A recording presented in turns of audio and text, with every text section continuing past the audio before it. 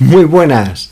Paolo Sorrentino y Tony Servillo se unen nuevamente para crear un nuevo film. Y esta es la séptima vez si estoy en lo cierto. Y lo hacen a lo grande con La Grazia, una película en la que volveremos a ir a Italia y que encima nos hará reflexionar con temas muy de actualidad. Pero antes de adentrarnos en la crítica, hago un reminder para recordar que podéis darle like, suscribiros al canal o incluso escribir en este mismo vídeo algún comentario. Y no os hago esperar. Vamos a meter un poco de caña.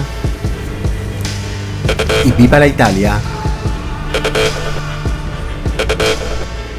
Passiamo alle critiche.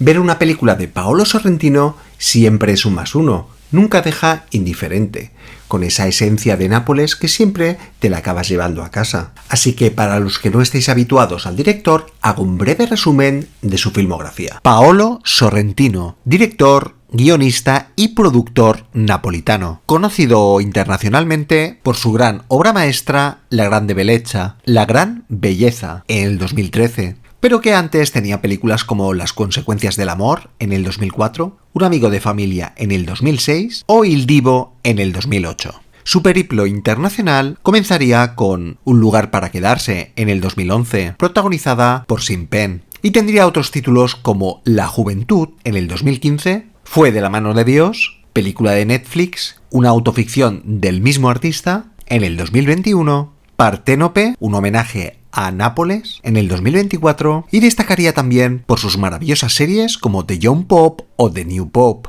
con Jude Law haciendo de papa, sin olvidar que también es productor de la serie basada en la gran obra de Elena Ferrante, La amiga estupenda. La Grazia presenta el 10º largometraje de la carrera de Paolo Sorrentino. En esta obra, Servillo interpreta a Mario De Santis, el presidente de la República Italiana, un hombre frío moralmente, con un carácter muy rígido, inquebrantable. De ahí su apodo, Hormigón Armado. A diferencia de otras incursiones en la política de otras de sus obras, como puede ser Il Divo, con la figura de Giulio Andreotti, o Loro, con la de Silvio Berlusconi, defragmentada en una miniserie y transformada en películas donde predominaba el exceso y la sátira, esta película se desvía hacia un retrato más ético y humanista. El guión de la película fue escrito por el propio Sorrentino 3 años antes que el de Parténope y se ha mantenido en un secreto rotundo. Sorrentino decidió rodarla posteriormente ya que necesitaba una evolución en su sensibilidad artística. Al reencontrarse con el texto, el director comprendió que debido al trasfondo psicológico de la historia tenía que darle un lenguaje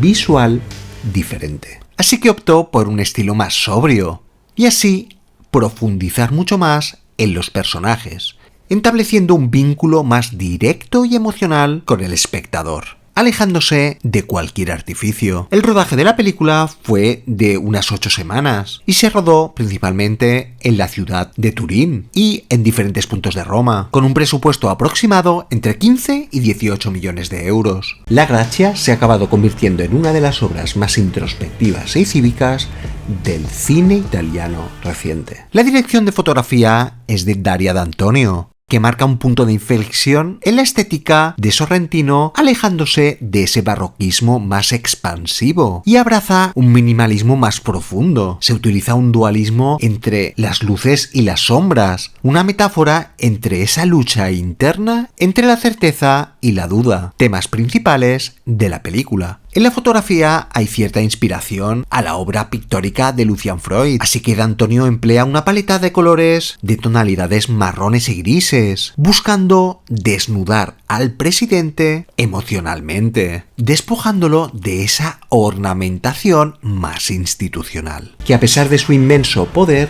se siente abrumado por la magnitud de sus decisiones. La fotografía opta por encuadres amplios y con pocos personajes, para enfatizar la soledad del cargo del presidente. Así que se utilizan a menudo planos picados para demostrar simbólicamente ese peso del estado de nuestro protagonista. Mientras que en el ámbito más doméstico, esa imagen será más cercana, recuperando también ese color, denotando intimidad y protección. Se utilizan cámaras Arri Alexa 35 con ópticas Leitz Hugo para lograr una textura orgánica, casi tangible, que daba lugar a esa captura de sutiles gradaciones entre las sombras, donde habita esa incertidumbre continua del personaje. Priorizan sobre todo la estabilidad con dollies y los planos estáticos, pero a su vez también del uso del Ronin y la cámara en mano, funcionando como pequeños shocks visuales, rompiendo esa quietud, simbolizando a su vez que la duda puede colarse dentro de estructuras tan rígidas como la ley y el orden. Así se consolidaría un tipo de imagen de profundidad más clásica que remite al cine de Kieslowski y rodada en un formato más panorámico con un aspect ratio de 2:39:1. Para el diseño de producción se confiaría en Ludovica Ferrario, una colaboradora habitual de Sorrentino, que con sus escenarios transformaría esos espacios reales en una proyección de la psique del poder. Dado que el acceso del Palacio Real del Quirinal de Roma está extremadamente restringido para rodajes de ficción, lo reprodujeron en Turín.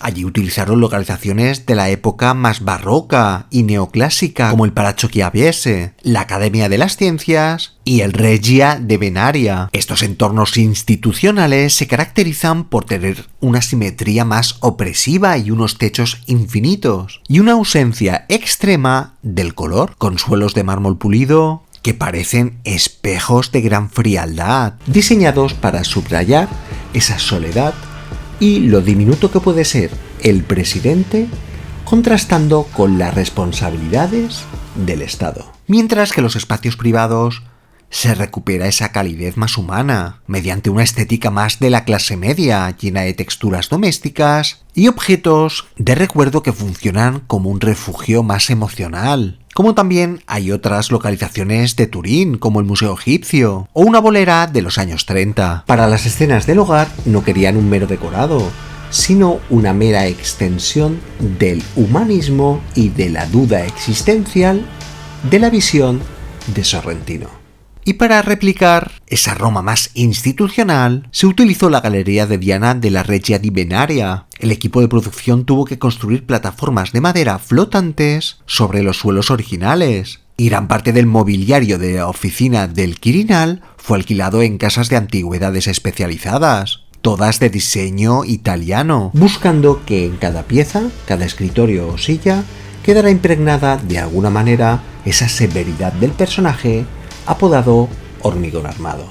Carlo Poggioli se encargaría del diseño de vestuario, que trabajaría mediante el concepto de la uniformidad versus identidad. Así que en los espacios institucionales la vestimenta se rige por una rigidez casi militar, con gran precisión geométrica y tonos oscuros, que mimetizan a cada personaje con esas sombras de los palacios romanos. Esta armadura textil de telas pesadas funciona como una coraza de derecho y Estado.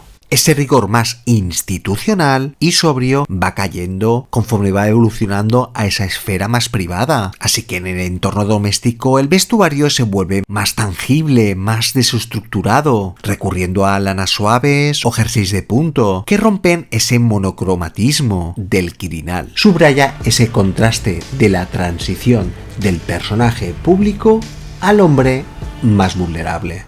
Para dar esa autenticidad italiana se colaboraría con casas como Sartoria Tirelli o Cesarea Tolini, especialistas en corte clásico, que define a la clase más dirigente europea, utilizando el uso de la corbata y el cuello de la camisa como elementos de asfixia simbólica, a medida de que los dilemas morales del presidente se agudizan. Así, en el vestuario se narra visualmente cómo el personaje está atrapado entre su investidura y su humanidad. La parte musical es muy importante en la película, destacando al rapero milanés Gué, que fue introducido en la película gracias a la recomendación de la esposa de Sorrentino, que cautivaría al director por esa profunda humanidad y el dolor latente de las letras del artista. Destacan canciones como La vi me piangono, en el que pueden destacar el verso Chiedo dopo perdono non prima per favore, pediré perdón más tarde, no antes, por favor, que actúa como base en la trama principal de la película y que aparecerá el propio Gue en la película, en el que Mariano de Santis hará un acto de modernidad y alzará la mano hacia las nuevas generaciones. Así la música urbana de Gue se expande por los muros del Quirinal, siendo una especie de eco perturbador que obliga a poder confrontar la realidad. ¡Ay, la gracia! ¿Cómo me ha gustado esta película? Y después de no conectar con la anterior, Parténope, por ser tan irregular, me he reconciliado nuevamente con el director. Igualmente, Parténope, imprescindible verla, aunque sea por algunas escenas de excelsa belleza. Un dilema moral que recorrerá la trama y las diferentes subtramas de la película, pero con ese eje narrativo basado en la realidad. Sobre el indulto de Sergio Mattarella, que cometió un uxoricidio por compasión y que es la base de esa confrontación y a la vez de ese paralelismo que recoge Sorrentino en la ley y la moralidad humana ante la paradoja de la Iglesia Católica en un país como Italia. Dilemas que se enfrenta el protagonista y que invita a la reflexión y conciencia por parte del espectador y que casualmente están de actualidad. Un contraste que incluso se verá en los personajes. Aquí tenemos, por ejemplo, a un político muy querido por los ciudadanos, un papa negro con cierta apariencia rastafari y una cercanía de lo antaño con lo nuevo.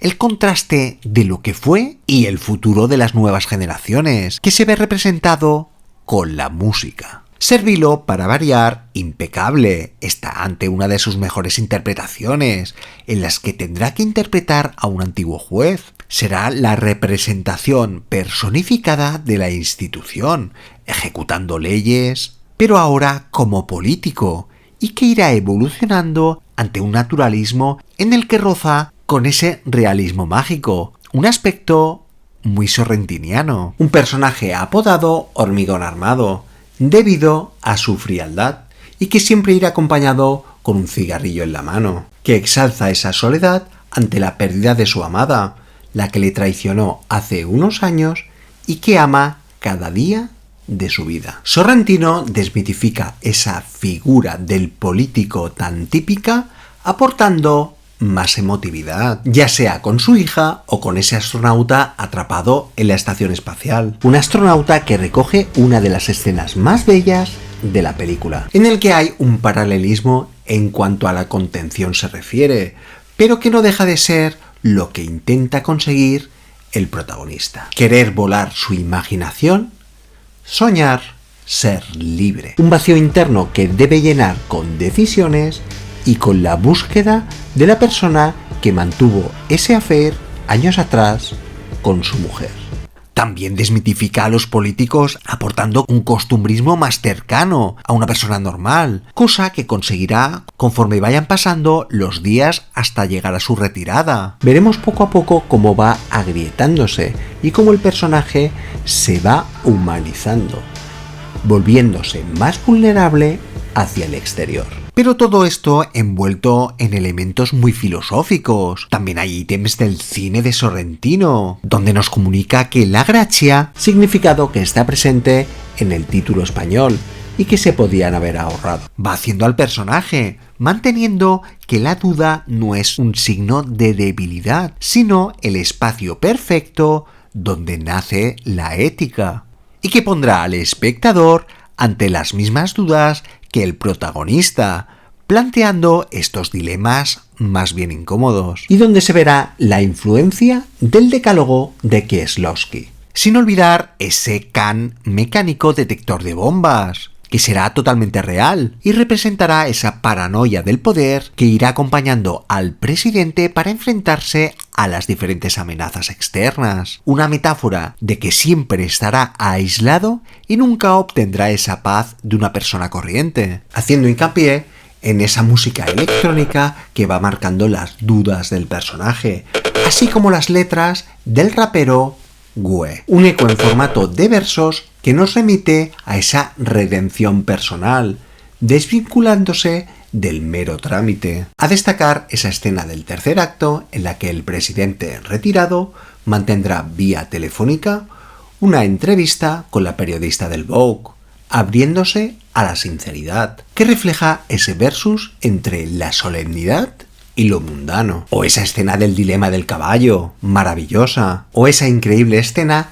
en la que se recibe al presidente de Portugal ante unas lluvias apocalípticas. Una escena excelsa de belleza ante un acto protocolario y en cámara lenta. En general, La Gracia es una película maravillosa, que da pie a reconciliarse con las nuevas generaciones, a dar ese relevo generacional, que no tiene por qué ser negativo, al contrario, y también invita a amar, a mantener ese vínculo, y sobre todo, a dejarse llevar por los instintos. Sorrentino nos enseña que para que nazca la ética, esa flor que nace en la grieta, primero el hormigón debe agrietarse. Y como dice Gue en uno de los versos de la canción La bimbe piangono, Sorrentino no podía haber hecho una toma mejor.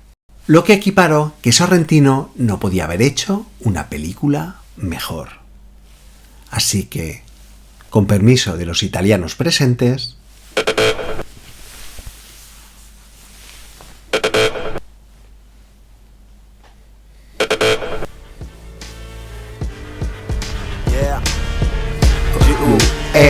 Street Cinema, oh,